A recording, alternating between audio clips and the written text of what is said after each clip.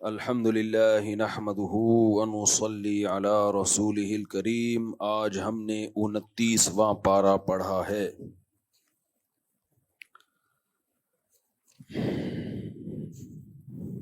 یہ 29واں پارہ نا عام پاروں سے تھوڑا لمبا ہے، اس لیے تھوڑی تراویح لمبی ہوئی ہے۔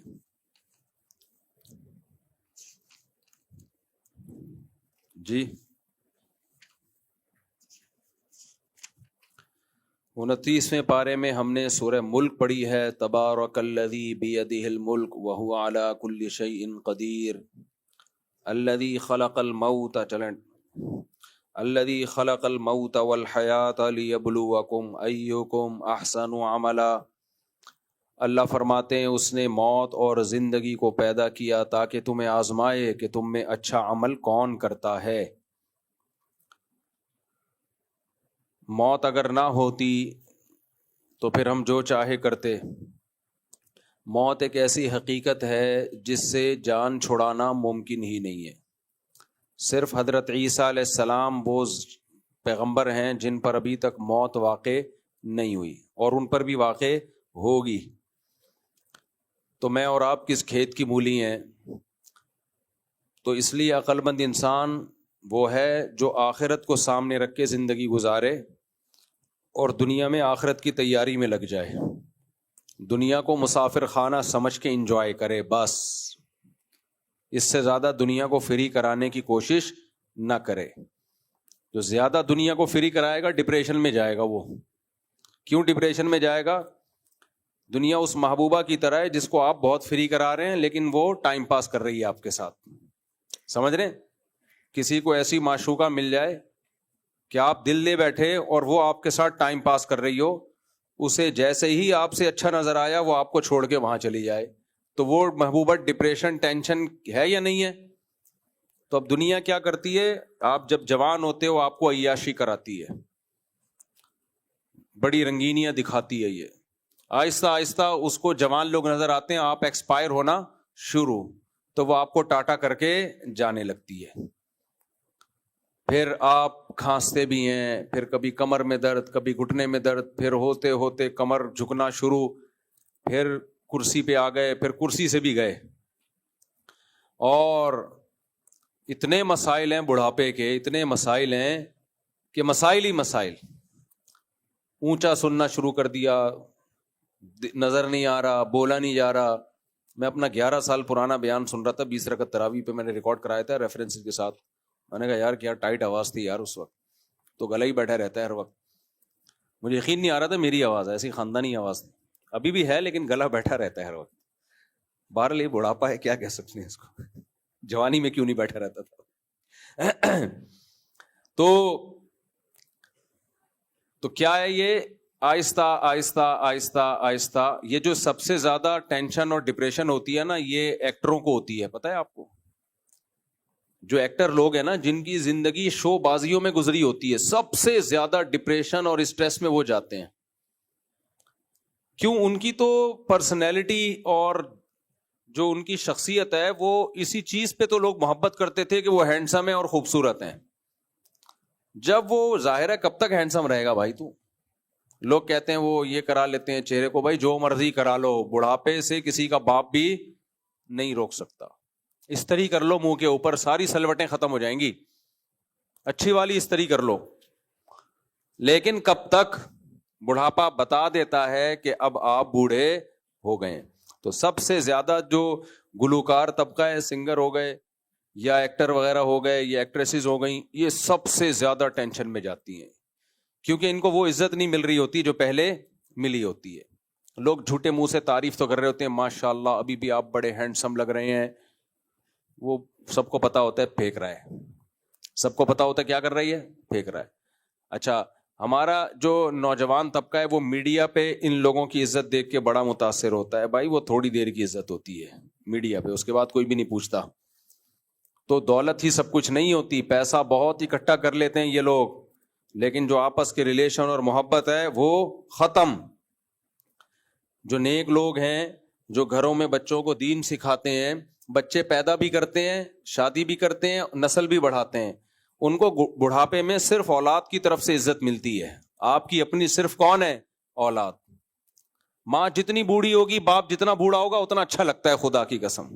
جتنا بوڑھا ہو جائے نا ابا اور زیادہ اس پہ پیار آتا ہے, جتنی بوڑھی ہو جائے اماں اور زیادہ اچھی لگتی ہے, کیونکہ اس میں بچپنا آنا شروع ہو جاتا ہے. تو ہم تو اپنی دادی کو یاد کرتے ہیں نا, کیسی بوڑھی ہو گئی تھی, ایسی ایسی باتیں کرتی رہتی تھی. ہم جب باہر نکلتے تھے نا دادی سے چھپ کے, اچھا بوڑھوں میں پنچایتیں بہت ہوتی ہیں, کدھر جا رہا ہے کدھر سے آ رہا ہے. بوڑھوں میں ایک مسئلہ یہ ہوتا ہے کہ کدھر جا رہا ہے, ہر چیز کی ان کو رپورٹ چاہیے, اور سنتے اونچا ہے. تو ہماری دادی کا کمرہ ہمارے مین گیٹ کے قریب ہی تھا, نکل کے جانے لگتے تو کہاں جا رہے ہو, پھر بتاتے وہاں جا رہے ہیں, تو اونچا سنتی تھی. 2 دفعہ بتاؤ 3 دفعہ آدمی ٹینشن میں آتا. تو مجھے یاد ہے ایک دفعہ میں کرالنگ کرتا ہوا جا رہا تھا, دادی اپنے تخت شاہی پہ بیٹھی ہوئی ہے, اور اس تخت کے نیچے تہیں وہ پرانے زمانے کا جہیز کا ایک بکسا رکھا ہوا تھا. ایک پاندان ہوا کرتا تھا پہلے ہندوستانی عورتوں کے پاس, کتھا چونا اس میں اتنا سا پان لیا, وہ لگاتی تھی, کتھا چونا لگا کے منہ میں رکھا اور اپنی نیت باندھ لی, یہ کام تھے. اب جو نئی نسل ہے نا, یہ بوڑھی ہوگی اللہ کی پناہ ہے. پہلے ان کی زندگیاں نمازوں میں, روزے میں, اللہ اللہ کرنے میں گزری, تو بڑھاپے میں اسی کام میں وہ انجوائے کرتے تھے, تسبیح نماز. اب جو نئی نسل ہے بوڑھی ہوگی تو اس کو انسٹاگرام پہ اپنی پرانی جوانی کی ویڈیو دیکھنے کے علاوہ کوئی کام نہیں ہوگا. اچھا خیر, ہم کہاں چلے گئے, تو ہم کرالنگ کر کے نکلتے تھے, ایسے کر کے نا, کرالنگ کر کے جا رہے ہیں, کرالنگ کر کے آ رہے ہیں. کھانا کھا لیا نہیں کھایا, یہ بوڑھیاں کو فکر لگی ہے. تو جس دن ہماری دادی کا انتقال ہوا ہے نا, جو ہم پہ جو قیامت گزری ہے وہ ہم جانتے. گھر ایسا بالکل سونا سونا ہو گیا. تو آپ کو محبت صرف آپ کے اپنوں سے ملتی ہے بڑھاپے میں, اور کوئی بھی بولو نہیں پوچھتا. تو اس لیے رنگ رلیوں پہ زمانے کی نہ جانا اے دل, یہ خزاں ہے جو با انداز بہار آئی ہے. یہ جو ایکٹر لوگ اور ایکٹریسز ہیں, اور یہ جو بالی ووڈ اور ہالی ووڈ کی دنیا ہے, یہ صرف دیکھنے میں کیا ہے, خوبصورت باغ ہے, باقی اندھیرے ہی اندھیرے. تو اللہ میں دل لگاؤ, اللہ سے دل لگاؤ. جو جس کا اللہ سے دل لگ گیا نا نماز روزے میں, اس کی زندگی اتنی مزے کی ہے, کیونکہ اللہ ہر جگہ ہے, ہر وقت ہے. وہ تنہائی محسوس ہی نہیں کرتا, وہ بڑھاپے میں بھی تنہائی محسوس نہیں کرے گا. اللہ سے دل لگ گیا اس کا, دعائیں کرے گا, نمازیں پڑھے گا, اس کو اس میں مزہ آئے گا. ہم نے دیکھا ہے اپنی ہماری مسجد میں بوڑھے پہلے سے صف میں آ کے بیٹھے ہوئے ہوتے ہیں. کیوں بھائی, ان کو مسجد میں اللہ سے دل لگ گیا ہے. اور میں نے تو جو نمازی بوڑھے ہوتے ہیں نا, ان کو ٹینشن کیا دیکھی ہے, جب بیمار ہوتے ہیں کہتے ہیں یار مسجد نہیں جایا جا رہا, یہ ٹینشن ہو رہی ہے ان کو, مسجد نہیں جایا جا رہا, بس یہ ٹینشن. 105 سال کے بوڑھے تھے یہاں پہ, 105 کیسے, برٹش آرمی میں تھے وہ, تو ابھی تک برطانیہ سے ان کی پینشن آتی تھی. اور یہ میں بات کر رہا ہوں 2006 کی, یہاں رہتے تھے ہمارے پڑوس میں. کتنی عمر تھی, 105 سال, اور یہ مستند, اور پینشن ابھی تک برٹش آرمی سے ان کی آتی تھی. تو کیسے نماز پڑھنے آیا کرتے تھے یہاں, اور تراویاں پوری پڑھتے تھے ہمارے پیچھے, 2007-8 تک پوری تراویاں پڑھتے تھے. ایک دن میں نے کیا, سردے والی آیت پڑھ کے رکوع میں چلا گیا نا. جب سردے والی آیت پڑھ کے آپ رکوع میں چلے جائیں تو رکوع میں بھی نیت کی جا سکتی ہے, ورنہ سردے میں ادا ہو ہی جاتا ہے. تو وہ کہنے لگے مفتی صاحب سردے والی آیت, حالانکہ حافظ نہیں تھے, مفتی صاحب سردے والی آیت تھی, سردہ کدھر گیا. اتنے بوڑھوں کو پتا تھا کہ سردے والی آیت ہے. ایک دن مجھے کہنے لگے مفتی صاحب کہ سجدے میں بھی چلا جاتا ہوں, کھڑے ہو کے تراویح پڑھ لیتا ہوں, یہ جو بار بار اٹھک بیٹھک ہے یہ اب تھوڑی سی پرابلم ہو رہی ہے. 105 سال کی عمر میں رکوع نہیں, سجدے سے اٹھتے ہیں نا قیام کے لیے, اس قیام میں کیا ہو رہی ہے, پرابلم. میں نے کہا 105 سال میں بھی اگر پرابلم نہیں ہوگی, پھر بھی کر رہے تھے. اور آج 50 سال 40 سال کے نوجوانوں کو دیکھ لو, 25-30 کڑاکے نکلتے ہیں جب وہ سجدے سے قیام میں جاتے ہیں. ایسے جا رہے ہوتے ہیں جیسے کوئی کرین لا کے ان کو اٹھانا پڑے گا, اتنے کڑاکے نکل رہے. ایک نوجوان آیا 35 سال کا, کہتے ہیں مفتی صاحب جب میں سجدے سے اٹھتا ہوں تو کڑک کڑک کی آواز آتی ہے گھٹنے سے. گھٹنے سے کس کی آواز آتی ہے, کڑک کڑک کی آواز آتی. میں نے کہا پانی وانی ختم ہو گیا گھٹنے کا, لگ رہا ہے جو گریس ہوتا ہے نا گھٹنے میں, اس کی وجہ سے. ہاں, وہ کہنے لگا میرے گھٹنے کڑاکے مار رہے ہیں. تو مجھے اتنی ہنسی آئی, میرے لیے نماز پڑھانا مشکل ہو گیا. میں نے کہا اس کی عمر دیکھو اور اس کے گھٹنے کیا مار رہے ہیں. کہہ رہے ہیں میرے گھٹنے کڑا کے مار رہے ہیں مفتی صاحب. تو پھر مجھے شعر یاد آتا ہے, رنگ چہرے کا زرد کیسا ہے, آئینہ گرد گرد کیسا ہے, کام گھٹنوں سے جب لیا ہی نہیں, پھر یہ گھٹنوں میں درد کیسا ہے. تو وہ 105 سال کے بزرگ تہجد بھی پڑھتے تھے. یہ کیا ہے؟ یہ ہے اللہ سے تعلق کی برکت. خوش رہتا ہے انسان, اللہ سے تعلق ہوتا ہے نا تو دل جوان رہتا ہے. ہمارے شیخ حضرت مفتی رشید احمد صاحب 78 سال کے تھے, ایسے خوش, ایسے خوش, کیونکہ تعلق کس سے ہے؟ اللہ سے. پھر ان بزرگ کا انتقال کیسے ہوا؟ وضو کے دوران واش روم میں گر گئے, گرے تو کولے کی ہڈی ٹوٹ گئی, بس پھر وہ ظاہر ہے اب اس عمر میں ہڈی ٹوٹ کے جڑنا, پھر وہ اسی میں ڈیتھ ہوئی. ورنہ اگر وہ گرتے نہیں تو شاید اور نکال. اور یہ بوڑھوں کے ساتھ مسئلہ ہوتا ہے, یہ اکثر واش روم میں پھسل کے گرتے ہیں, تو بوڑھوں کا بڑا خیال کیا کرو. ہماری والدہ کا بھی ایسا ہی ہوا, گرنے سے جو ہے بوڑھوں کے نا یہ کولے کی ہڈی بہت وہ ہلکی وہ ہوتی ہے, کمزور ہوتی ہے, گرتے ہیں, بہت واقعات ہوتے ہیں. اس میں بہت زیادہ بوڑھوں کا خیال گھر میں کرنا چاہیے کہ واش روم میں کوئی ایسی چپلیں ٹائلیں لگی ہوتی ہیں, پھسلتی ہیں وہ ٹائلیں, اچھے بھلے لوگ پھسل رہے ہیں آج کل, تو اس کا خیال کرنا چاہیے. بوڑھوں کے لیے واش روم میں ایسا انتظام ہو کہ وہ پھسلے نہیں, ایسی ٹائلیں نہ ہو. یہ بہت زیادہ واقعات ہوتے ہیں. خیر جی, ہم آگے چلتے ہیں. تو اللہ نے کیا فرمایا؟ اللہ نے موت اور زندگی کو پیدا کیا, لیبلوکم ایکم احسن عملا, تاکہ اللہ تمہیں آزمائے کہ کون اچھا عمل کرتا ہے. یعنی اللہ نے بتا دیا اگر موت نہ ہوتی تو سارے 2 نمبر ہوتے. صحیح ہے نا, سارے کیا بنے ہوتے؟ بس یہی دنیا ہے, ہمیشہ رہنا ہے تو ادھر بھی کھا لو, ادھر بھی کھا لو, یہ بھی کر لو, وہ بھی کر لو, پھر پراپرٹیوں پہ پراپرٹیاں بناتے چلے جاتے. اللہ کہتے ہیں میں نے تمہارے ساتھ ایک موت بھی لا کے کھڑی کر دی ہے. جب تم دیکھو گے نا اتنی بڑی بڑی بلڈنگیں اور حیدری کی مارکیٹیں اور عید کی راتوں میں سجنے والی مارکیٹیں اور رنگ رلیاں, تو قبرستان کے اندھیرے بھی تمہیں نظر آئیں گے کہ جتنا بھی گھوم لو, آنا کہاں ہے؟ ادھر ہی آنا ہے, لیٹنا ادھر ہی ہے. تو اللہ نے فرمایا ایکم احسن عملا, اللہ دیکھنا چاہتا ہے کون اچھا عمل کرتا ہے. پھر اللہ نے اپنی قدرت بیان کی ہے سورہ ملک میں کہ تم اس آسمانوں کی طرف نظر اٹھا کے دیکھو, تمہیں اللہ کی تخلیق میں کوئی عیب نظر آتا ہے؟ فرجع البصر کرتین, بار بار اس کائنات میں نظر اٹھا کے دیکھ. ینقلب الیک البصر خاسئا, تیری نظر ذلیل ہو کے واپس لوٹے گی اور تجھے اس کائنات میں کوئی عیب نظر نہیں آئے گا. تو اگر کہے گا نا کہ زمین اتنی زیادہ ڈگری جھکی ہوئی ہوتی تو زیادہ اچھا تھا, لیکن تیرے سائنسدان رپورٹ پیش کریں گے جتنی ڈگری جھکی ہوئی ہے اس سے زیادہ سوٹیبل نہیں.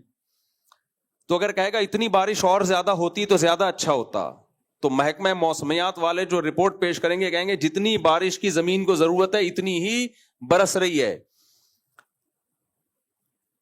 ہر چیز میں ایسی زبردست کیلکولیشن ہے. اللہ کہتے ہیں ینقلب الیک البصر, تیری نظر لوٹے گی تھک ہار کے, رسوا ہو جائے گی, اور تو کہنے پر مجبور ہوگا کہ میرا رب ہر عیب سے پاک ہے. آگے اللہ تعالیٰ فرماتے ہیں, پھر اللہ نے آسمان میں ستاروں کا تذکرہ کیا. اللہ فرماتے ہیں وَلِلَّذِينَ كَفَرُوا بِرَبِّهِمْ, جو لوگ ان تمام نشانیوں کا انکار کرتے ہیں اور اپنے رب کے ساتھ کفر کرتے ہیں, ان کے لیے جہنم کا عذاب ہے. اذا القوا فیہا سمعوا لہا شہیقا وہی تفور, جب وہ اس جہنم کی آگ میں ڈالے جائیں گے وہ غیظ و غضب سے کھول رہی ہوگی. تکاد تمیز من الغیظ, قریب ہے کہ غیظ و غضب سے پھٹ پڑے. یعنی جہنم کی ہولناکی کا اللہ نے نقشہ کھینچا ہے. جیسے کسی دہشت گرد جو غصے والا اس کے حوالے آپ کو کر دیا جائے تو کیا کچمبڑ بنائے گا. تو جہنم کو نافرمانوں پہ اتنا غصہ ہوگا کہ ایسے جیسے ہم کہتے ہیں نا بھائی تو اتنا غصہ ہو رہا ہے کہ پھٹ نہ جائے, تو ہلاک نہ ہو جائے, ایسا غضب ہوگا جہنم کا. اللہ ہم سب کو محفوظ رکھے. فرمایا کلما القی فیہا فوج سألہم خزنتہا, جب بھی اس میں کوئی گروہ ڈالا جائے گا جہنمیوں کا تو جہنم میں جو فرشتے ہیں مامور ہیں وہ پوچھیں گے الم یاتکم نذیر, کیا تمہیں اس آگ سے ڈرانے والا کوئی نہیں آیا دنیا میں؟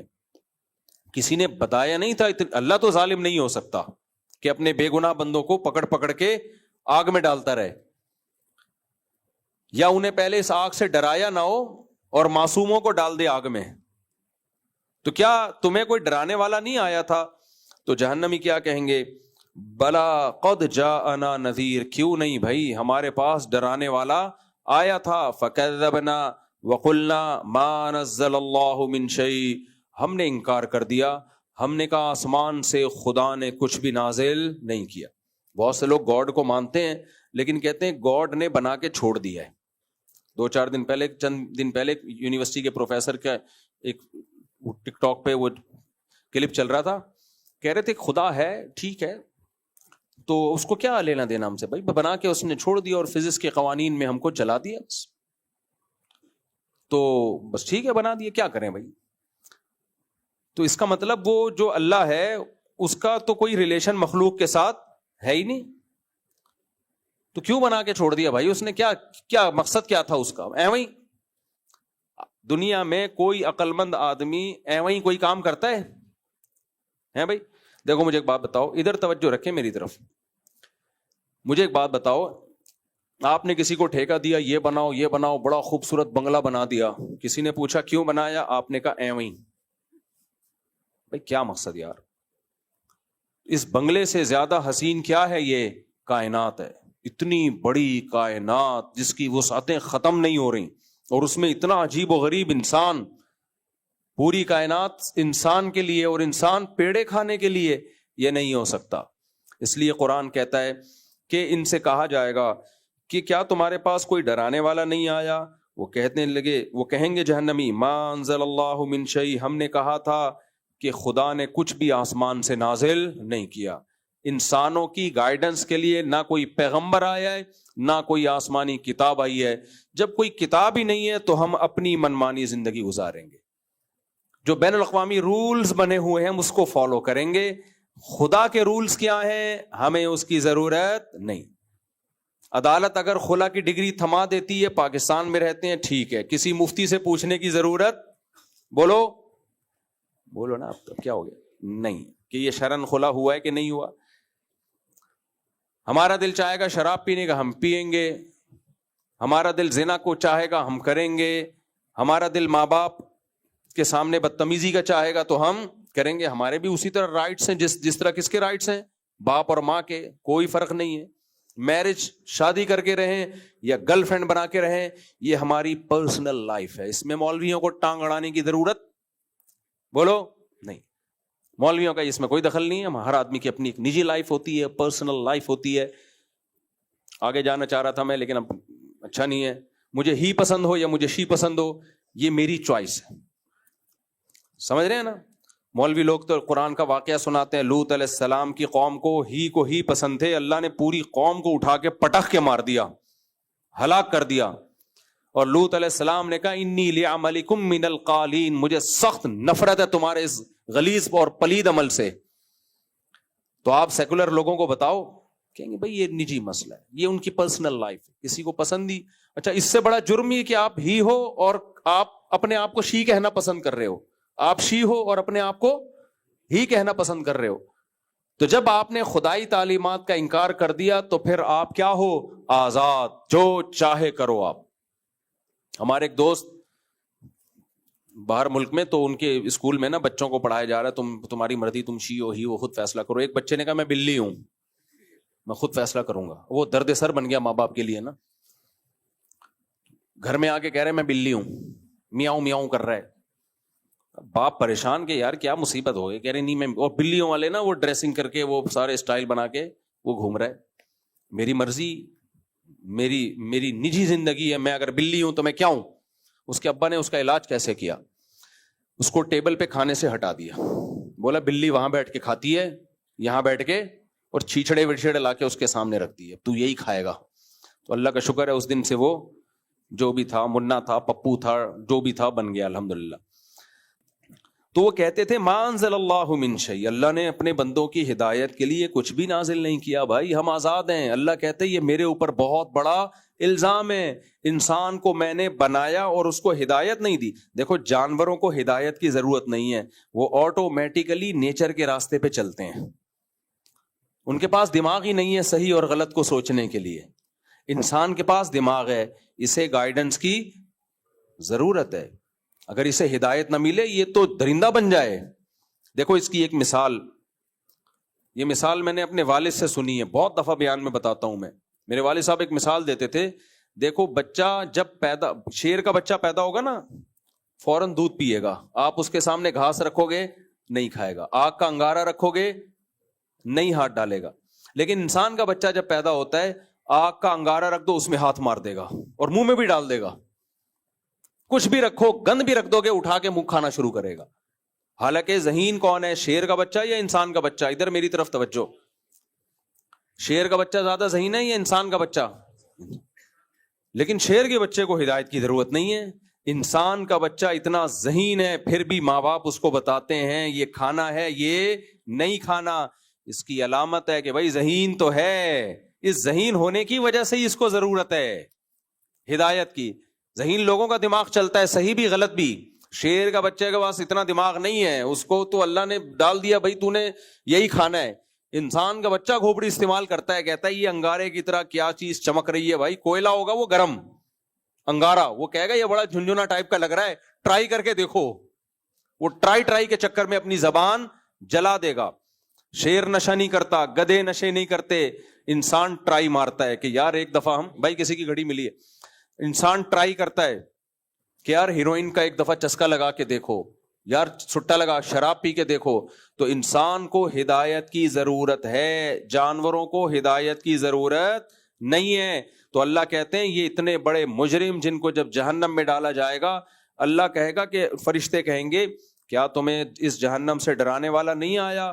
وہ کہیں گے آیا، علماء بھی آئے، پیغمبر بھی آئے، آسمانی کتابیں بھی آئیں، لیکن ہم نے کہا ما انزل اللہ من شیء، اللہ نے آسمان سے کچھ بھی نازل نہیں کیا. وقالوا لو كنا نسمع او نعقل ما كنا في اصحاب السعیر. پھر خود کہیں گے کہ اگر ہم ان پیغمبروں کی بات سن لیتے اور عقل سے کام لے لیتے آج ہم اس بھڑکتی ہوئی آگ میں جل نہیں رہے ہوتے. اسی مضمون کو قرآن نے دوسرے مقام پہ بیان کیا ہے. جہنمی جب جہنم میں جائیں گے اللہ کہے گا افا حسبتم انما خلقناکم عبثا، کیا تم نے یہ گمان کر لیا تھا کہ ہم نے تم کو بیکار پیدا کیا ہے؟ یہ کتنی عجیب آیت ہے. کیا تم یہ سمجھ بیٹھے تھے کہ ہم نے تم کو بیکار پیدا کیا ہے، جو چاہے کرتے رہو؟ جس کا آخرت پر ایمان نہیں ہے اور وہ سمجھتا ہے میں اپنے عمل کا جواب دہ نہیں ہوں تو وہ 100 انسانوں کو بھی قتل کر سکتا ہے. وہ ایٹم بم گرا کے دنیا کی ایسی کی تیسی بھی کر سکتا ہے. وہ غزہ کے بچوں کی ویڈیوز آ رہی ہیں کیسا خون کھولتا ہے، رات کو آدمی دیکھے تو نیند غائب، ختم نیند. وہ سب کچھ کرے گا. کیوں؟ جب اس کا یہ خیال ہے کہ موت کے بعد زندگی نہیں ہے، کوئی حساب لینے والا. دیکھو جب پتا ہو نا کیمرہ لگا ہوا ہے کوئی دیکھ رہا ہے اور اس کی سزا لازمی ملے گی تو جرائم کتنے کم ہو جاتے ہیں دنیا میں. چور کو پتا ہو میں جو کر رہا ہوں 100% پکڑا جاؤں گا، مجھے سزا ملے گی، کبھی بھی چوری نہیں کرے گا. تو اللہ کہتے ہیں تمہارا جرم یہ تھا کہ تم نے حساب و کتاب کے دن کا انکار کیا، اس نے ہر جرم کو تمہارے لیے حلال کر دیا، اور سب سے بڑا جرم اس کا آخرت کا انکار ہے. تو اللہ کہتے ہیں وہ لوگ کہیں گے لو کننا نسمع او نعقل، کاش ہم سن لیتے یا عقل سے کام لے لیتے آج ہم اس بھڑکتی ہوئی آگ میں جل نہیں رہے ہوتے. فاعترفوا بذنبہم، اللہ کہتے ہیں دیکھو آج انہوں نے اپنے گناہ کا اعتراف کر لیا. دنیا میں کر لیتے بچ جاتے. فسحقا لاصحاب السعیر، پھر اللہ فرماتے ہیں ان الذین یخشون ربہم بالغیب، وہ لوگ جو بن دیکھے اپنے رب سے ڈرتے ہیں. کتنا ڈرتے ہیں؟ گناہ کا جب دل میں خیال آئے نا تو اللہ کا خوف ان کو اس گناہ سے روک دے، اتنا ڈرتے ہیں.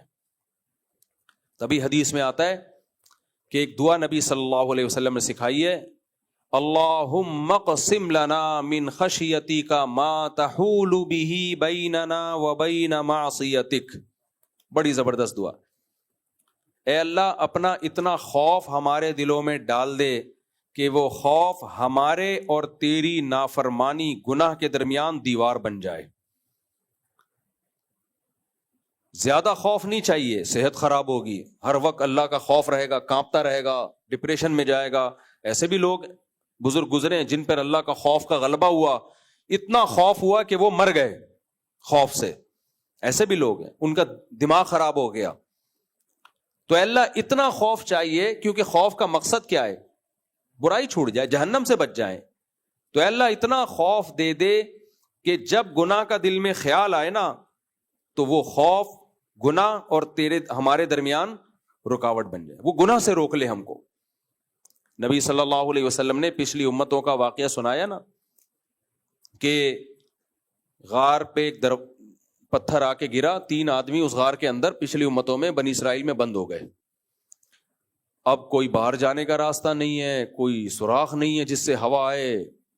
ان کو یقین ہو گیا کہ یہاں ہم تڑپ تڑپ کے بھوک پیاس سے مر جائیں گے, آواز بھی دینا تو باہر آواز نہ جائے. تو تینوں نے کہا, تھے مسلمان, ایمان انسان کے بہت کام آتا ہے. کافر ہوتے نا تو کہتے ہیں مرنا تو ہے, ایک دوسرے کا گلا دبا کے ویسے ہی مار دو, خودکشی کر لو, بھوک سے تڑپ تڑپ کے مرنے سے بہتر کیا ہے, مار دو. اور ایک مرتا باقی 2 اس کو کھا کے گزارا کرتے. سمجھ رہے؟ تو تینوں نے دعا مانگی. تینوں نے کہا بھائی دیکھو, ہم میں سے جس نے زندگی میں کبھی کوئی بڑی نیکی کی ہو, کوئی بڑی نیکی کی ہو, آج اس نیکی کا اللہ کو واسطہ دے کے, بولو کیا ہو گیا آپ لوگ, دعا مانگو. آج اس نیکی کا اللہ کو واسطہ دے کے دعا مانگو. کرامت کا ایک واقعہ بھی میں اور سناؤں گا آپ کو. اتنے فضائل اعمال میں شرک بھرا ہوا ہے. کرامت سے انسان کو موٹیویشن ملتی ہے, دین پہ چلنے کی توفیق ملتی ہے کرامت کے واقعات سن کے.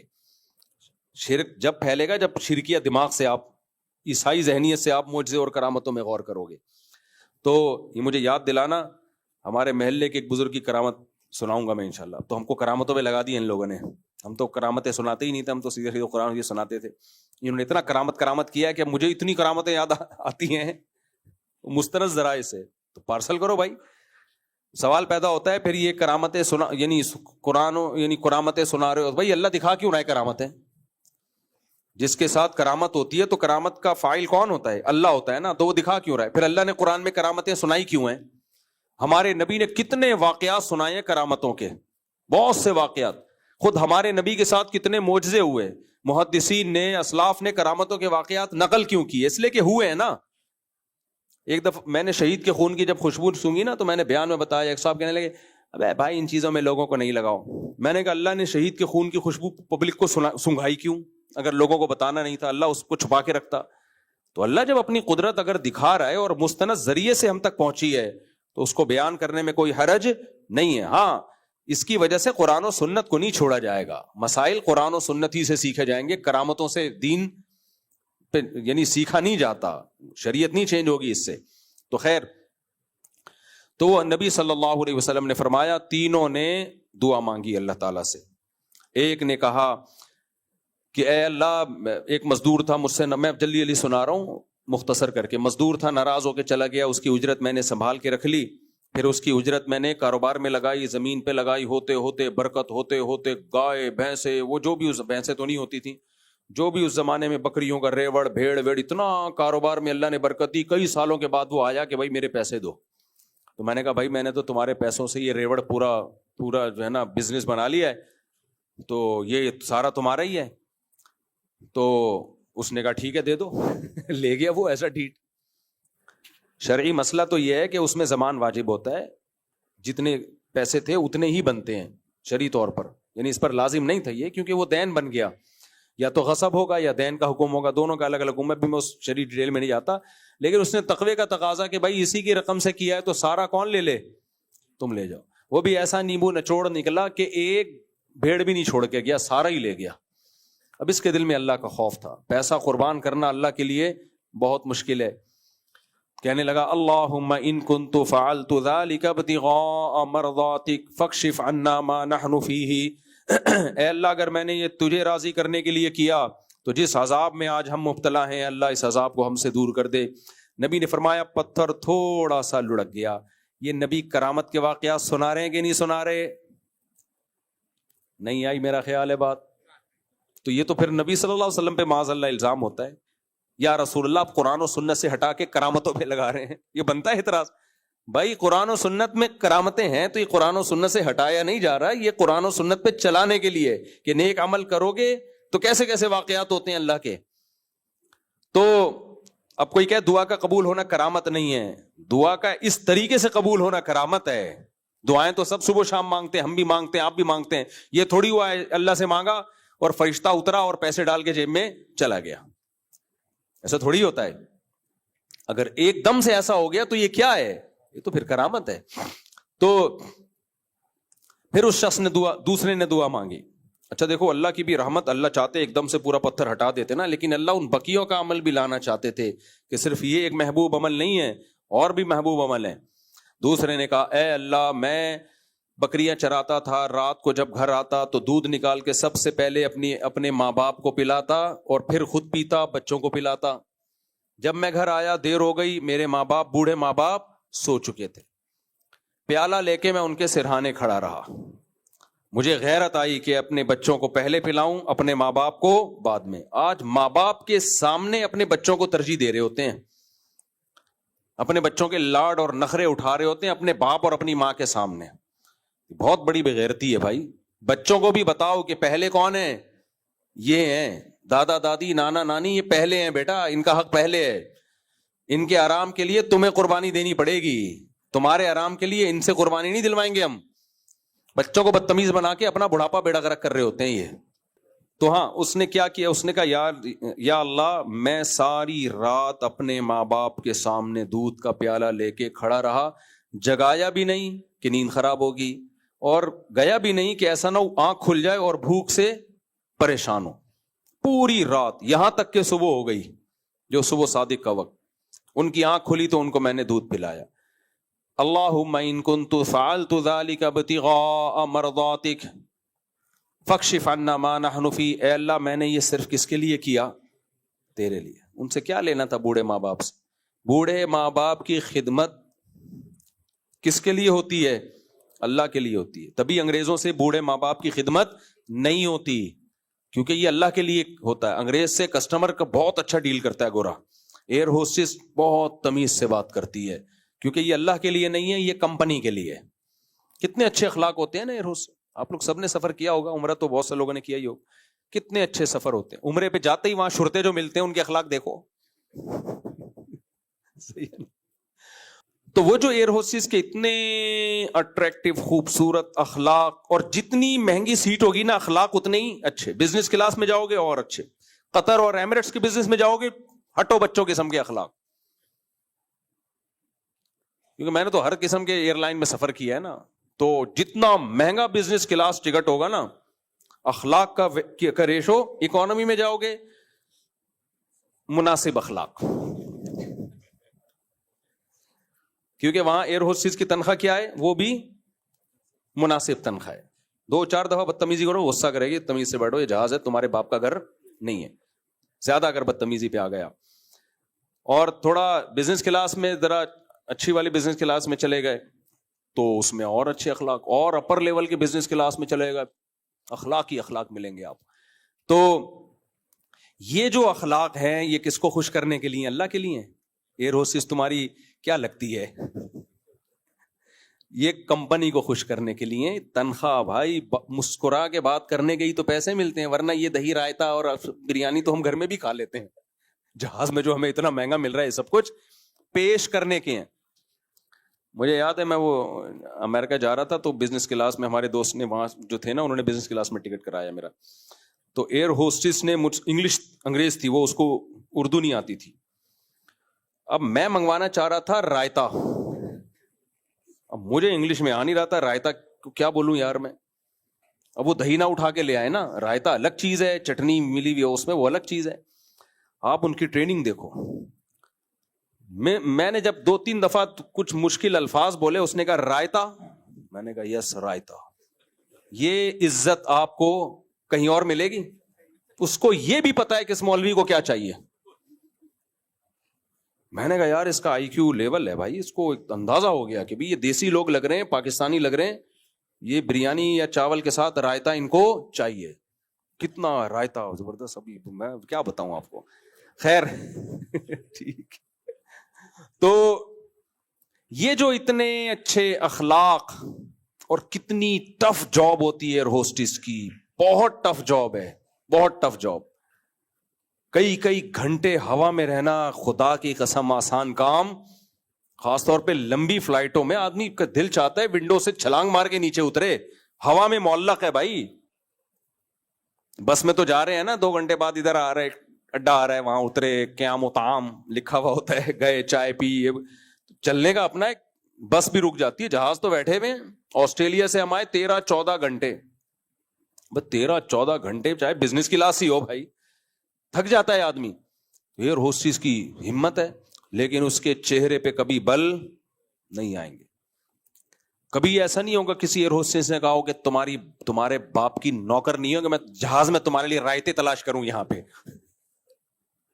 یہ انڈا موڑ کے ہوٹل نہیں ہے رائتا, یہ بزنس کلاس ہے, یہاں رائتے نہیں ہوتے, یا چٹنی نہیں ہوتی, یا وہ کھانے ہوتے ہیں جو آپ پیزا منگواؤ, برگر منگواؤ, کیا رائتا کی رٹ لگا کے رکھی ہوئی. ہم بھی ایسے دیسی تھے, ہم نے کہا رائتا چاہیے. ٹھیک ہے, اچھا خیر. تو آج کسٹمر سے لوگ اچھے اخلاق سے, یہ میں اتنی ڈیٹیل اس لیے بتا رہا ہوں, یہ ہوسٹس کی مثال اس لیے دیتا ہوں کہ اس کے اخلاق بہت اچھے ہوتے ہیں. اللہ کے لیے ہوتے ہیں نا.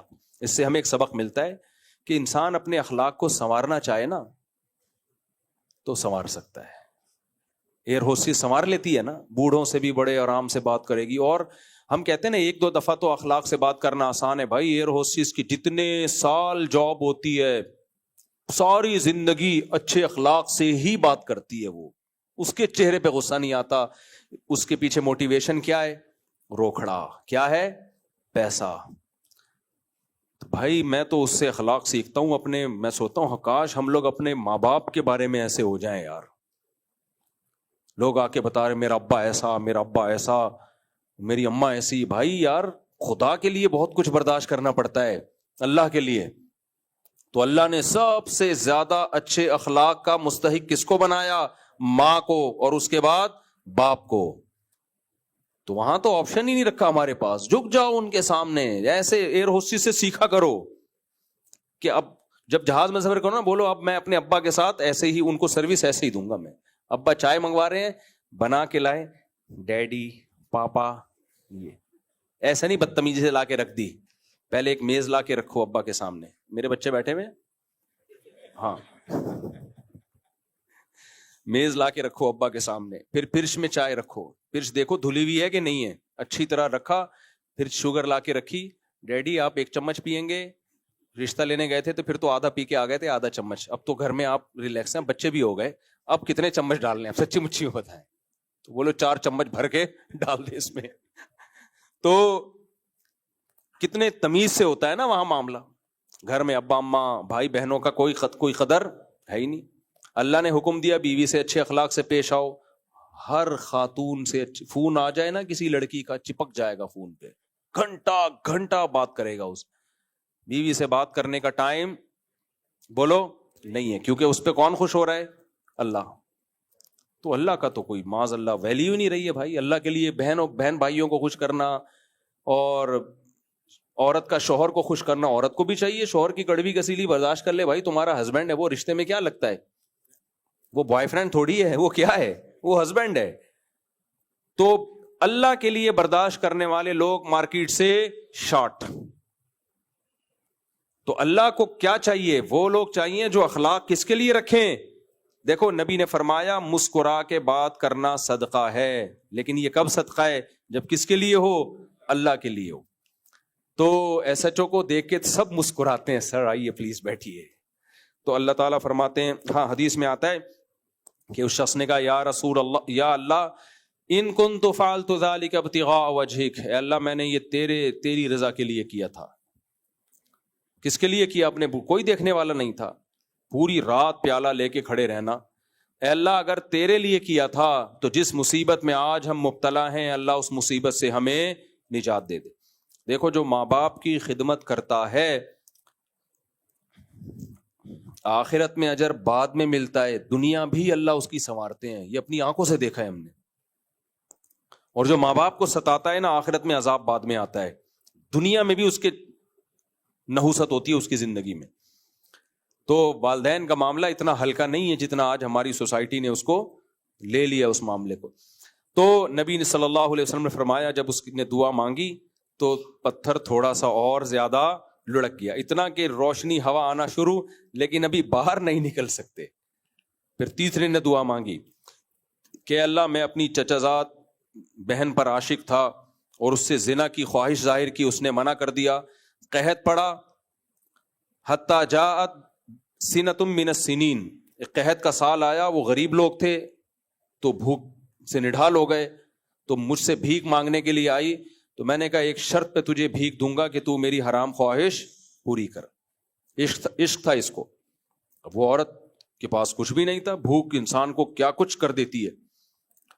تو کہتا ہے کہ جب مجھے وہ مجبور ہو کر نا, اس نے اپنے اوپر قدرت دی, جب میں بالکل اس پر مجھے 100% قدرت ہو گئی, اس نے ایک جملہ مجھے کہا کہ اتق اللہ, اللہ سے ڈر, یہ جو کام تو کرنے جا رہا ہے خدا اس کام سے خوش نہیں ہوتا.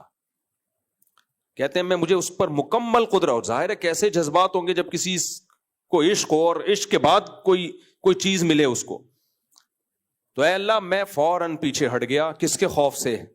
تیرے خوف سے. نہ غلط کام کیا ہوتا ہے؟ غلط.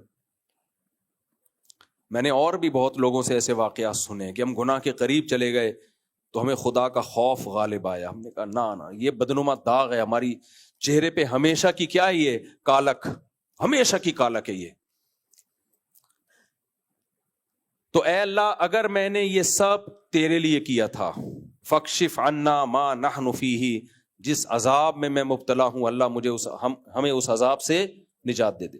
نبی صلی اللہ علیہ وسلم نے فرمایا وہ پتھر مکمل لڑکا, فانطلقوا یمشون, اور وہ اس غار سے آرام سے نکل گئے. یہ تو دنیا کا اجر تھا, اصل تو اجر کب ملے گا؟ آخرت میں. نبی صلی اللہ علیہ وسلم نے فرمایا کہ وہ نوجوان رجل دعتہ امرأۃ ذات حسب ومال, کما قال صلی اللہ علیہ وسلم, منصب اور مال والی اور جمال والی عورت, خوبصورت عورت اس کو زنا کی دعوت دے اور وہ جواب میں کہہ دے انی اخاف اللہ, مجھے کس کا خوف ہے؟ اللہ کا. تو آپ نے فرمایا کہ اس شخص کو اللہ اس دن اپنے عرش کے سائے میں جگہ دے گا جس دن اللہ کے سائے کے سوا کوئی سایہ نہیں ہوگا.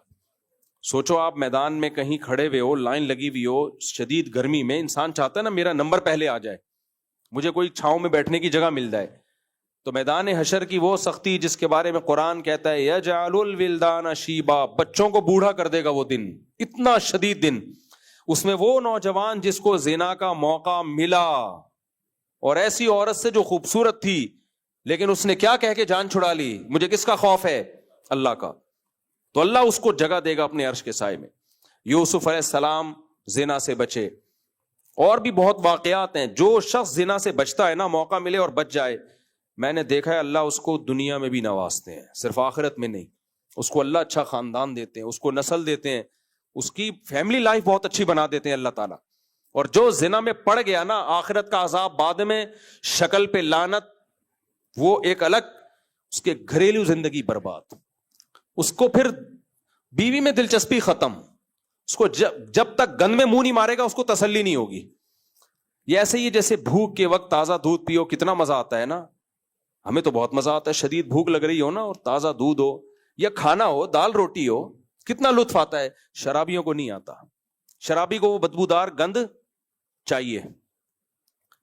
تو اللہ زنا کرنے والے پر جو دنیا میں اللہ کی طرف سے عذاب آتا ہے, اس کی جو گھریلو زندگی ہے وہ ایسی کی تیسی, بیوی سے محبت نہیں رہتی اس کو, بیوی اس کو عذاب اور بوجھ لگتی ہے. اب آپ دیکھو جس زوجہ کو اللہ نے سکون کے لیے بنایا, قرآن کہتا ہے جعل لکم من انفسکم ازواجا, اللہ نے تمہارے جنس کے جوڑے پیدا کیے, لتسکنوا الیہا, تاکہ تمہیں اس سے سکون ملے.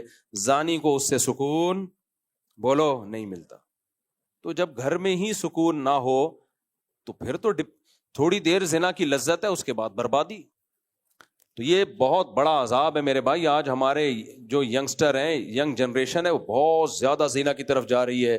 یہ چند دنوں کے جوانی کے مزے ہیں, اس کا عذاب اور اس کی ٹینشن زیادہ ہے, اس کی لذت کم ہے. اس لیے میں بار بار کہتا ہوں شادیاں کرو بھائی, کوئی نہیں, خدا اس سے خوش ہوگا نکاح سے. اگر ایک عورت سے آپ کی ضرورت پوری نہیں ہو رہی, ایک اور کر لو, کوئی مسئلہ نہیں ہے, اللہ خوش ہوگا. اللہ نے عورت پیدا مردوں کے لیے کی ہے, اکیلے سڑنے کے لیے نہیں کی ہے کہ رشتوں کے انتظار میں بیٹھے بیٹھے بڈھی ہو جائے عورت کو مرد کے لیے, مرد کو عورت کے لیے پیدا کیا. کسی سے مت ڈرو, ان کے حقوق بھی پورے کرو, برابری کرو ان کے ساتھ. یہ اس سے تمہارے چہرے پہ رونق آئے گی, تمہیں اولاد ملے گی, تمہیں محبت ملے گی, بیٹے ملیں گے, بیٹیاں ملیں گی. اور زنا میں منہ مارنے سے کیا ملے گا؟ وقتی طور پہ ایک لذت آئے گی تمہیں, اس کے بعد زنا کی حالت ہمیشہ کے لیے منہ پہ. ایسا بچوں کی نظر میں چھپتا نہیں ہے. کتنے بچے آ کے بتا رہے ہمارا باپ زانی ہے. کیا عزت رہے گی یار بچے کے دل میں باپ کی؟ کیا رہے گی؟ 2 نمبر آدمی ہے, گندا آدمی ہے باپ ہمارا. تو بچاؤ اپنے آپ کو اس لعنت سے. تو نبی صلی اللہ علیہ وسلم نے فرمایا کہ 7 آدمی جن کو اللہ اپنے عرش کے سائے میں جگہ دے گا, ان میں ایک وہ نوجوان جو جوانی میں زنا سے بچا, بڑھاپے میں تو بچ ہی لیتے ہیں, اس لیے جوانی کا تذکرہ کیا. اور ایک اور کا تذکرہ رجل شاب نشأ فی عبادت اللہ عز وجل, جس نے جوانی میں اللہ کی عبادت کی ہو. ماشاءاللہ ہم نے دیکھا اس رمضان میں تراویح میں مسجد ہماری بھری ہوئی تھی. آسان نہیں ہے بھائی 20 رکعتیں پڑھنا, پھر پورا پارا پڑھنا. پر ہمارے یہاں تراویح بہت سپر ایکسپریس کی طرح بھی نہیں ہوتی, تمیز سے ہوتی ہے تراویح. لیکن میں دیکھ رہا تھا ماشاءاللہ آخری دن تک ہال بھرا ہوا رہتا تھا. تو یہ اللہ کے اس نعمت پہ اللہ کا شکر ادا کرنا چاہیے اور اس عبادت کی عادت کو کنٹینیو کرنا چاہیے. جوانی میں انسان کو عبادت سے ہٹانے والی چیزیں بہت زیادہ ہیں. تو نبی نے فرمایا جس نے جوانی میں اللہ کی عبادت کی, اللہ اسے اپنے عرش کے سائے کے نیچے جگہ دے گا. میں سورہ ملک کو جلدی سے اور آگے چند 2-3 صورتیں جلدی ان کا خلاصہ پیش کر دیتا ہوں. اللہ نے فرمایا هو الذی جعل لکم, ہاں فرمایا ان الذین یخشون ربهم بالغیب, جو اپنے رب کو بن دیکھے ڈرتے ہیں, لہم مغفرۃ واجر کبیر, ان کے لیے مغفرت اور بہت بڑا اجر. ایتھیسٹ کہتے ہیں نا اللہ نظر نہیں آتا. بھائی نظر آ گیا تو سب ڈریں گے اس سے, نظر نہ آئے ایمان لاؤ اس پہ, پھر ڈرو اس سے. آگے اللہ نے فرمایا جعل لکم الارض ذلولا, دیکھو اس نے زمین تمہارے لیے مسخر کر دی. فامشوا فی مناکبہا, اس زمین کے کندھے پہ سوار ہو کے چلو. جیسے موٹا تازہ بیل مسخر ہوتا ہے ایسے پوری زمین تمہاری خدمت میں لگا دی. اور فرمایا اولم یروا الی الطیر فوقہم صافات ویقبضن, دیکھتے نہیں ان پرندوں کو کیسے صف بستہ ہو کے چلتے ہیں. کس نے ان کو اڑنا سکھایا؟ کس نے ان کو فضا میں صف بستہ ہونا سکھایا؟ کس نے ان کو ہوا میں تیرنا سکھایا؟ آج جہاز سائنسدانوں کی ایجاد ہے, کتنے عرصے کے بعد جا کے ایجاد ہوا. وہ بھی اتنا کانفیڈنٹلی نہیں اڑتا جتنا پرندے اڑتے ہیں. اور مکھیوں کو تو میں دیکھ کے حیران ہوتا ہوں, آگے بھی جاتی ہیں, ریورس گیئر بھی لگاتی ہیں. کبھی ہیلی کاپٹر دیکھا ریورس گیئر؟ ریورس کرنے کے لیے اس کو پورا سسٹم الٹی پنکھڑیاں گھومیں گی اس کی. مکھیوں کے ہم دیکھا بن بناتی آگے جا رہی ہے اور ریورس میں پیچھے آ رہی ہے. عجیب ہیلی کاپٹر ہے یار. تو اللہ فرماتے ہیں ان پرندوں کو اڑنے والی چیزوں کو نہیں دیکھتے. پھر اللہ نے سورہ ملک کو ختم کس پہ کیا؟ ان ارأیتم ان اصبح ماؤکم غورا قل ارأیتم ان اصبح ماؤکم غورا, بتاؤ اگر یہ پانی زمین میں نیچے جا کے ٹھہرتا ہے اور اگر نیچے چلا جائے تو کون لے کر آئے گا یہ پانی؟ ایک جگہ بارش کا پانی جا کے رک جاتا ہے تاکہ ہم کنواں کھود کے بورنگ کر کے وہ پانی نکال سکیں. حالانکہ گریوٹی کا لا کیا ہے؟ پانی کا کام ہے نیچے جانا. ہونا تو یہ چاہیے تھا زمین کے مرکز تک پہنچتا, اور پھر ہم اسے لینے کے لیے زمین کے مرکز پہ آدم علیہ السلام کے زمانے سے کھودنا شروع ہوتی, اب تک ہم کھود ہی رہے ہوتے. کیا خیال ہے؟ ہم مر چکے ہوتے. تو پیٹرول وہاں تک پہنچ گیا, اس کی ضرورت ابھی نہیں تھی, وہ مشینوں سے نکالنے سے بھی ضرورت پوری ہوتی. پانی میں ایسا نہیں تھا. سورہ ملک میں اللہ کہتے ہیں پانی نیچے لے کے جا کے ایک جگہ اسٹاپ روک دیتا ہوں تاکہ نکال سکو, تم استعمال کر سکو. اس کے بعد سورہ قلم ہے. سورہ قلم میں اللہ تعالیٰ نے واقعہ بیان کیا ہے ایک باغ والوں کا. اس واقعے کا حاصل یہ ہے کہ جب بھی کوئی نعمت کرے نسبت کس کی طرف کرو؟ اللہ کی طرف. بھڑکیاں مت مارا کرو. ایک کا باغ تھا, وہ بڑے فخر, میرا باغ میری محنت. تو اسے سمجھایا بھائی اللہ کا نام لو, کہ اللہ یوں کہو انشاءاللہ اللہ نے چاہا تو اس کا پھل مجھے ملے گا. وہ انشاءاللہ نہیں بھائی, اللہ کا. ایتھیسٹ لوگ تو یہ کہتے ہیں اللہ کا کیا مطلب ہے. تو جب اس کا باغ تباہ ہوا ہے تو پھر رونے لگا, پریشان ہونے لگا. ایسے ہی بہت سے نعمتیں انسان سے چھن جاتی ہیں. تو ہر نعمت کی نسبت کس کی طرف کرنی چاہیے؟ اللہ کی طرف کرنی چاہیے. اس کے بعد سورہ الحاقہ ہے. سورہ الحاقہ میں اللہ نے جنت کی نعمتوں کو بیان کیا. فرمایا کہ جن کا اعمال نامہ دائیں ہاتھ میں ملے گا فَهُوَ فِي عِيشَةٍ رَاضِيَةٍ, وہ ایسی زندگی میں ہوگا کہ زندگی اس سے خوش ہوگی. حالانکہ انسان زندگی سے خوش ہوتا ہے نا, لیکن اللہ کہتے ہیں زندگی اس سے خوش. جب ہم بہت خوش ہوتے ہیں, سارے کام پورے ہو رہے ہوں, ہر کام ٹائم پہ پورا ہو رہا ہو. آپ نے میٹرک کیا, پاس ہو گئے اچھے نمبروں سے, انٹر کیا اچھے نمبروں سے پاس ہو گئے, پھر آپ نے بی اے کیا اچھے نمبر سے پاس ہو گئے, آپ نے جاب تلاش کی اچھی جاب مل گئی, جہاں چاہتے تھے وہاں شادی ہو گئی, آپ چاہتے تھے بچہ ہو جائے بچے بھی ہو گئے, سارے کام ہوتے جا رہے ہیں نا. ہوتا نہیں ہے ایسے, بہت کہیں نہ کہیں آگے مسئلے کیا ہوتے ہیں, کہیں نہ کہیں انسان کے ساتھ مسائل تھوڑے بہت چلتے رہتے ہیں. بچہ آپ چاہتے تھے نیک نکلے, بچہ کیا نکلا, پیدا ہوتے ہی آدھا آپ اتنا نیک. وہ سنا ہے نا کیپسول والا لطیفہ, بچہ پیدا ہوتے ہی کیا کر رہا ہے, ہر چیز بالکل کیا چل رہی ہے, سیٹ. تو ایسے موقع پہ لوگ کیا کہتے ہیں, یار اس کی تو زندگی اس پہ مہربان ہے, اس کی تو زندگی اس پہ مہربان, جو کام کرتا ہے ہو جاتا ہے. اور جس کا کوئی بھی کام نہ ہو رہا ہو, میٹرک کیا فیل, سمجھ رہے ہیں نا, 15 سال سے میٹرک کی, ایسے بھی میں لوگ جانتا ہوں اب تک میٹرک کے امتحان دے رہے ہیں, نقل کر کے بھی پاس نہیں ہو پا رہے. ان کو یہی نہیں پتا کہ اس کو لکھنا کیسے ہے, یہ جو پھرا آیا ہے میرے پاس یہ کون سے سوال کا جواب ہے. پھر بڑی مشکل سے میٹرک ہوا تو جاب نہیں مل رہی, جاب ملی تو سیٹ صاحب نے نکال دیا, شادی کا پیغام بھیج رہے ہیں تو شادی نہیں ہو رہی, ایسی جگہ ہوئی جہاں چاہتے نہیں تھے. جیسے وہی ایک آدمی آیا کہہ رہے میری بیوی کی شکل بھی اچھی نہیں ہے, اور جب بات کرتی ہے تو بات بھی ٹھیک نہیں کرتی, اتنا ٹینشن, اولاد نہیں ہو رہی. تو لوگ کیا کہتے ہیں, اس کی زندگی اس سے ناراض ہو گئی ہے. ایسا کوئی ہوتا نہیں ہے, کچھ نہ کچھ, کتنا بھی ناکام آدمی ہو بہت سے کام اس کے بن رہے ہوتے ہیں. خیر, تو اللہ کہتے ہیں کہ ایسی زندگی ملے گی نا جس کا اعمال نامہ یا دائیں ہاتھ میں, اور یہ کن لوگوں کو ملے گا, جو کبیرہ گناہ سے بچتے تھے, زنا نہیں کرتے تھے, شرک نہیں کرتے تھے, نماز قضا بولو نہیں کرتے تھے, کبھی کبھار غلطی سے بدنظری ہو گئی صغیرہ گناہ ہے, لیکن یہ کبھی کبھار نہیں ہوتی, جو ہوتی ہے جن سے وہ ہوتی ہی رہتی ہے. تو صغیرہ گناہ بار بار کرنے سے کیا بن جاتا ہے, کبیرہ گناہ بن جاتا ہے. تو جو کنٹینیو کرتے رہتے ہیں تو یہ کبیرہ گناہ ہے. تو فحش فلمیں دیکھنا, کبھی کسی سے غلطی سے ہو گیا تو شاید کوئی صغیرہ کا قول نکالا جا سکے, کوئی سین آ گیا, جذبات سے مغلوب ہو گیا, توبہ استغفار کرے, اللہ معاف کرنے والا ہے. لیکن یہ کام بھی جو کرتا ہے وہ ایک دفعہ نہیں کرتا, وہ کرتا رہتا ہے, تو یہ کیا بن جائے گا پھر, کبیرہ گناہ ہے. تو یہ کبیرہ گناہ, سود کھانا کبیرہ گناہ ہے. تو اللہ قرآن میں کیا کہتے ہیں, قتل کرنا کسی انسانی جان کا, چوری کرنا, ڈکیتی, یہ سب کبیرہ گناہوں میں آتی ہیں. رمضان کا جان بوجھ کر روزہ قضا کر دینا, زکوٰۃ نہ دینا, حج فرض ہوا تو حج ادا نہ کرنا, یہ سب کبائر میں آتے ہیں. تو قرآن کیا کہتا ہے, اگر تم کبیرہ گناہوں سے بچو گے, نکفر عنکم سیئاتکم, چھوٹی موٹی خطاؤں پہ تمہیں جہنم میں نہیں ڈالیں گے ہم, چھوٹی موٹی خطاؤں پہ اللہ جہنم میں نہیں ڈالے گا. چھوٹی موٹی خطاؤں کی اکثر ویسے ہی سزا مل جاتی ہے. ایک صحابی سے بدنظری ہو گئی, کسی خاتون پہ نظر پڑی تو وہ دیکھنے لگے, ان کو چلتے ہوئے جا رہے تھے, سر ٹکرا گیا کسی ستون سے کسی جگہ, اب ان کو احساس ہوا کہ میں نے گناہ کیا ہے. نبی کے پاس آئے, آپ نے فرمایا تلکا بی تلکا او کما قال. بہت عرصہ ہو گیا حدیث پڑھے ہوئے, تو شاید الفاظ میں مجھ سے صحیح طرح میں بیان نہ کر پا رہا ہوں, حدیث کا مفہوم ہے. تو آپ نے فرمایا جو تمہیں جو ہوا نا, جو تمہارے ساتھ, یہ اس گناہ کی سزا ہوگی. تو کرتے نہیں تھے, ان کو ندامت بھی تھی کہ غلط کیا میں نے. تو اگر ہمارے ساتھ ایسا نہیں ہو رہا, ہم بدنظری کر رہے ہیں, کوئی ٹکر نہیں ہو رہی, اس کا مطلب آخرت میں چترول لگنے کی تیاری.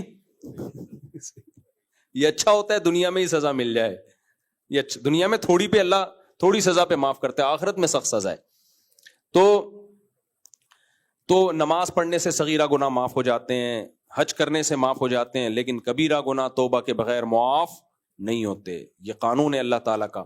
تو اس لیے بھائی کبیرہ گناہوں سے بچو. تو جو بچے, اللہ کہتے ہیں اعمال نامہ دائیں ہاتھ میں دوں گا, تو پھر کیا ہوگا, وہ سب سے پہلے فَيَقُولُ هَاؤُمُ اقْرَءُوا کِتَابِیَهْ, ایسا خوش ہوگا, دنیا کو جا کے کہے گا, لوگو میرا اعمال نامہ دیکھو, دیکھو میں کامیاب ہو گیا. سوچو کیا وقت ہوگا جب ہمیشہ ہمیشہ کی کامیابی. دنیا میں تھوڑے سے نمبر آ جاتے ہیں نا کسی کے, ایم اے میں کامیاب ہو گیا, بی ایس سی کر لیا, چارٹرڈ اکاؤنٹنٹ کا امتحان دے رہا تھا, 20 دفعہ فیل ہونے کے بعد بالآخر پاس ہو گیا, کیسا سکون ملتا ہے. میٹرک پاس, ہمیں اپنا دور یاد ہے, میٹرک کا رزلٹ آنے والا تھا, کیسے پریشان ہوتے تھے یار کیا بنے گا. تو وہ کامیابی کیا کامیابی ہوگی جب اعمال نامہ دائیں ہاتھ میں دیا جائے گا اور اعلان کے ان فلان ابن فلان قد سعید سعادت لا یشقى بعدہ ابدا, ایسے اناؤنسمنٹ ہوگی, فلاں جو فلاں کا بیٹا ہے کامیاب ہو گیا, اب کبھی بھی زندگی میں ناکام نہیں ہوگا. کیا خوشی کا دن ہوگا. تو قرآن کہتا ہے فیقول ہاؤم اقرؤوا کتابیہ, اس سے پہلے حالت کیا تھی؟ نفسی نفسی. کوئی ایک نیکی مانگنے کے لیے بھی آ رہا تھا نا تو تیار نہیں تھا اس کو نیکی دینے کے لیے. کوئی سفارش کے لیے آ رہا تھا تو تیار نہیں تھا کہ نہیں بھائی مجھے اپنی پڑی ہوئی ہے, میں تمہاری سفارش کیسے کروں. اور قرآن کہتا ہے یفر المرء من اخیہ, اپنے بھائی سے بھاگ رہا تھا, وامہ وابیہ, اپنی ماں سے بھاگ رہا تھا, اپنے باپ سے بھاگ رہا تھا, وفصیلتہ التی تؤویہ, اپنے خاندان سے بھاگ رہا تھا کہ بھائی میرے پاس کوئی نہ ہے, مجھے اپنی پڑی ہوئی ہے.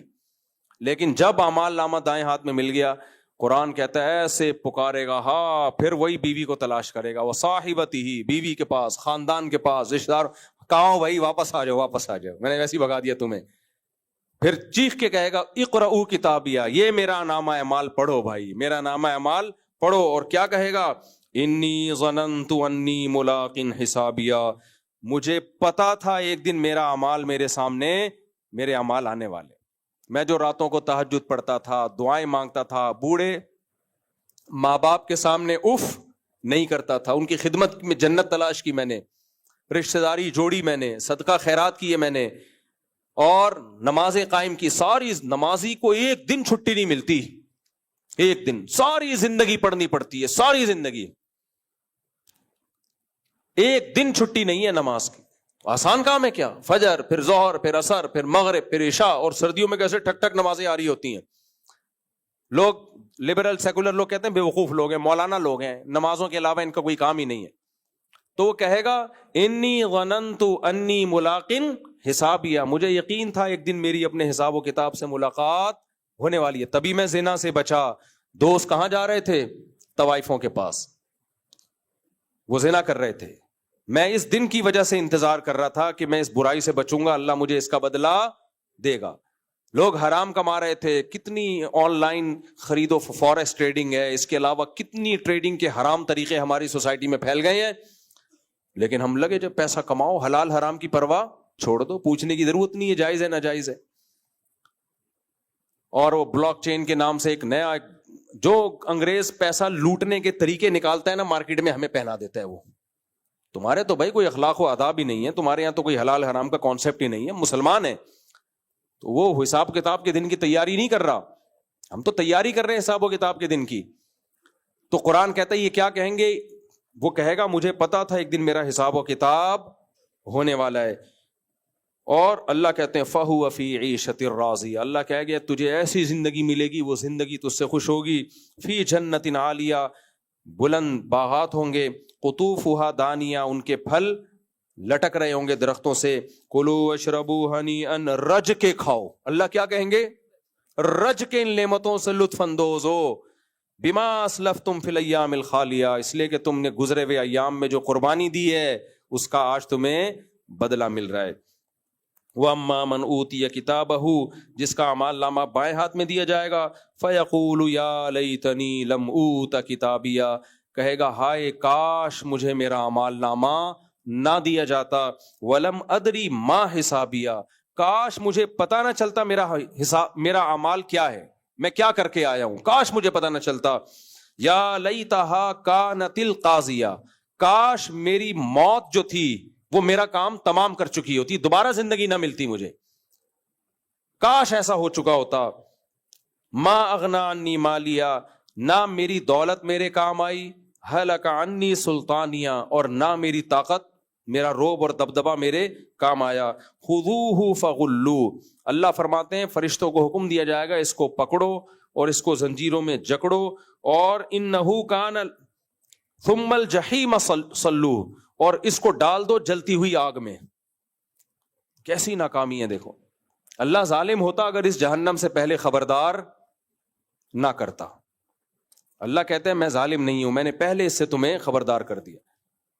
تو بچ جاؤ بھائی زنا سے, بچ جاؤ فحش فلموں سے, اور اگر عادت پڑ گئی ہے تو چھوڑنے کی کوشش کرو. جس چیز کی عادت کرتے کرتے کرنے کی پڑتی ہے تو چھوڑتے چھوڑتے چھوڑنے کی بھی تو پڑ جاتی ہے نا. آپ کو نشے کی عادت پڑ گئی ہے بھائی, اس کے ساری دنیا میں جو نشے کرتے ہیں تو سب نشے کر کے ہی مرتے ہیں, بہت سے چھوڑ بھی تو دیتے ہیں نا. نوجوان کہتے ہیں فوش فلموں کی عادت پڑ گئی, ہم سے چھوٹ نہیں رہی. کوشش تو کرو بھائی چھوڑنے کی, ہمت تو کرو, آگے تو بڑھو.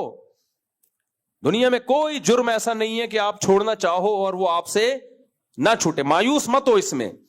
مولانا شریف تھانوی رحمہ اللہ بڑی پیاری بات کہتے تھے کہ اگر گناہ نہیں چھوٹ رہا نا تو اللہ سے تعلق ختم نہ کرو, توبہ کا تعلق قائم رکھو. اللہ سے تعلق رہنا ضروری ہے. 100 دفعہ گناہ ہوا ہے, 100 دفعہ توبہ کرو بھائی. وہ فرماتے تھے معذرت کا تعلق, سوری کا تعلق ہی قائم کر لو.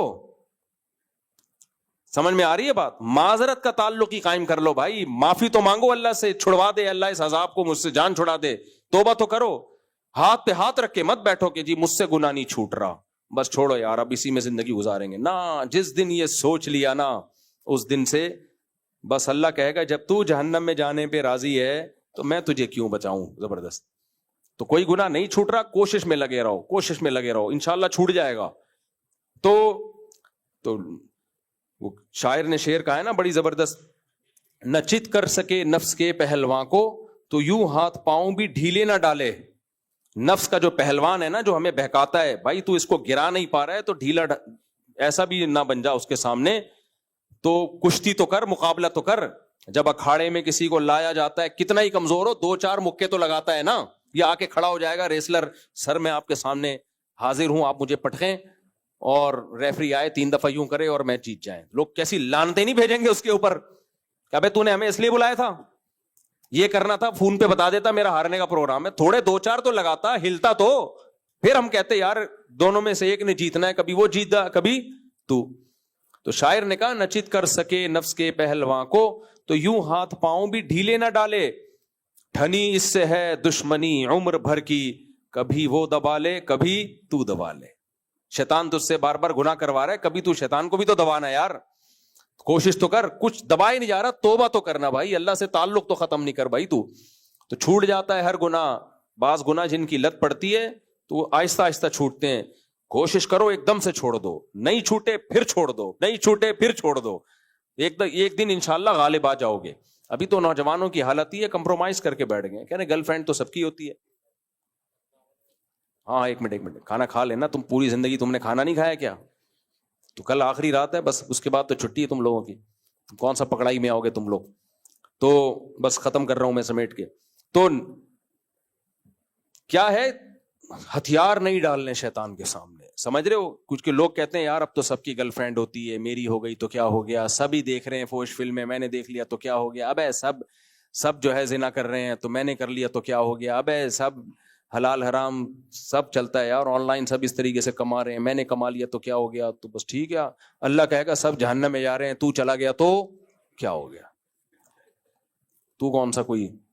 میں تو ایسے ہی لوگوں کو کہتا ہوں, جب کوئی سمجھاؤ بھی نا اسلام اور وہ کہے نہیں میں نہیں مانتا, تو میں کہتا ہوں کوئی بات ہمیں ترس نہیں آ رہا آپ کے اوپر, کیونکہ اتنی بڑی خلقت جہنم میں اللہ پھینکے گا, اگر اس میں 2-4 آدمی اور چلے گئے تو ٹینشن کی بات بولو نہیں. ہمارا کام ہے اللہ کا پیغام پہنچا دینا. تو نے لنگوٹ کس کے تو نے جہنم میں جانا ہے تو چلا جا بھائی, بہت سارے جا رہے ہوں گے تو 2-4 اور چلے. اللہ ہمیں بچائے, ہم نہیں جانا چاہتے بھائی, اللہ ہمیں بچائے.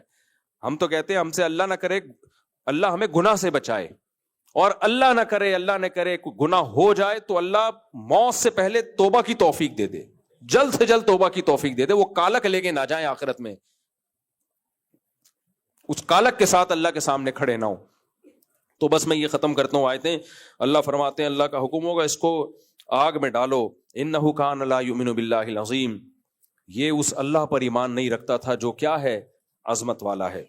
تو بھائی اب رمضان کا اختتام ہے, توبہ کر لیں, خاص طور پہ جو اعتکاف والے ہیں 2 رکعت پڑھ کے اللہ سے دعا مانگیں, اے اللہ جو اعتکاف کے علاوہ والے بھی جنت میں سب نے جانا ہے, خالی اعتکاف والوں نے نہیں جانا ہے. تو توبہ کریں بھائی, اللہ سے دعا مانگیں. اگر کوئی گناہ نہیں چھوٹ رہا تو اللہ سے یہ مانگیں کہ چھڑوا دے, اور اس کی کوئی پلاننگ کریں کہ تبلیغ میں وقت لگائیں. تبلیغ میں وقت لگانے سے بڑے بڑے گناہ چھوٹ جاتے ہیں. ایک صاحب نے تبلیغ میں وقت لگایا, ان سے گناہ چھوٹ گیا, وقت لگا کے واپس آئے پھر ہو گیا گناہ. مجھے میسج بھیجا, پرانی بات ہے یار, میں بیزار ہو گیا ہوں, میں نے اتنی محنت کی پھر ہو گیا. کوئی بات نہیں بھائی, دوبارہ توبہ کر لے. ٹھیک ہے اتنے عرصے کے بعد ہوا, لیکن آہستہ آہستہ چھوٹ جاتا ہے, یہ ایک دم نہیں چھوٹتے بعض گناہ. مایوس نہیں ہونا, بچنے کی کوشش کرتے رہنا ہے. اللہ عمل کی توفیق عطا فرمائے. وما علینا. جی ہاں, علاقے کا واقعہ, علاقے کا, وہ ہمارے ایک محلے کے بزرگ کی کرامت, درس قرآن دیا کرتے تھے, سفید ریش تھے ماشاءاللہ. انہوں نے خود اپنا واقعہ سنایا. ہماری گلی میں رہتے تھے, وہ بیمار ہوئے, ان کا پیشاب بند ہو گیا, بہت سخت تکلیف میں تھے, تو بستر پہ لیٹے ہوئے تھے. انہوں نے خود اپنا واقعہ سنایا. کہتے ہیں میں نے اللہ سے دعا مانگی, اے اللہ زندگی میں اگر میں نے کبھی کوئی نیک کام کیا ہو نا تو تجھے اس کا واسطہ میرا پیشاب جاری کر دے. یہ الفاظ کہے اور ان کا پیشاب جاری, اور وہ یہ واقعہ سناتے ہوئے رو پڑے. تو بعض دفعہ ہوتا ہے بھائی, اس میں بھی ایسے واقعات آج بھی لوگوں کے ساتھ ہو جاتے ہیں. اس کا یہ مطلب نہیں کہ آپ اللہ سے دعا مانگ رہے ہیں اللہ میں نے کوئی نیکی کی ہو تو مجھے یہ تکلیف دور کر دے. کبھی اللہ دور کر دیتا ہے, کبھی دور نہیں کرتا. تو مایوس نہیں ہونا چاہیے, کبھی اللہ کر دے گا کبھی نہیں کرے گا, وہ اللہ کی مرضی ہے. لیکن اتنی بات ہے کہ اللہ کے ہاں نیکیاں ضائع نہیں ہوتی. اگر دور نہیں کر رہا تو اس کا مطلب کسی اور وقت کے لیے اللہ نے سنبھال کے رکھی ہوئی ہے. صحیح ہے نا, اللہ تو قدردان ہے, وہ قدر کرتا ہے نیکیوں کی. اللہ عمل. Thanks for watching. Don't forget to like, comment, share and subscribe to Mufti Tariq Masood, famous scholar.